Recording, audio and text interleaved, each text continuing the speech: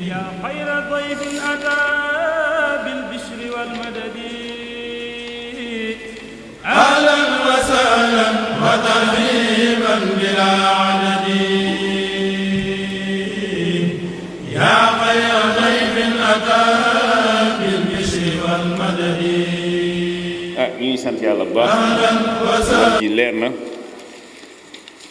kon Serigne Cheikh yal na la yàlla fay.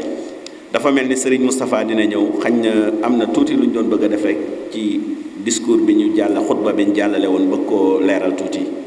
waaye dañuy bàyyi Serigne Moustapha ba mu waxtaan ba pare ñu doog a dugg ci loolu ndax xutba bi yaakaar naay tey ci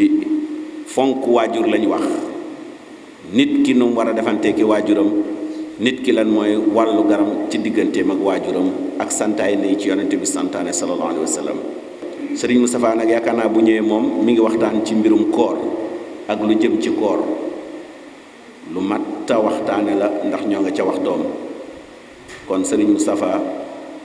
tafaddal mashkura ñëwal nga tàmbali waxtaan wi jazakumullahu xayran. يا خير ضيف أتى بالبشر والمدد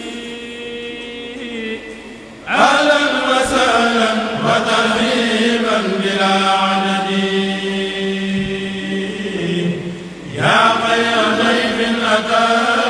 بالبشر والمدد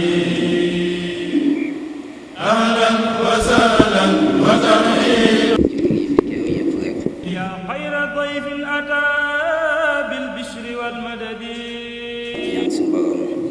subhaanahu wa taala boo ñëw dafay njëkk ñu ñëpp rek si mbaaxam ak seer maagam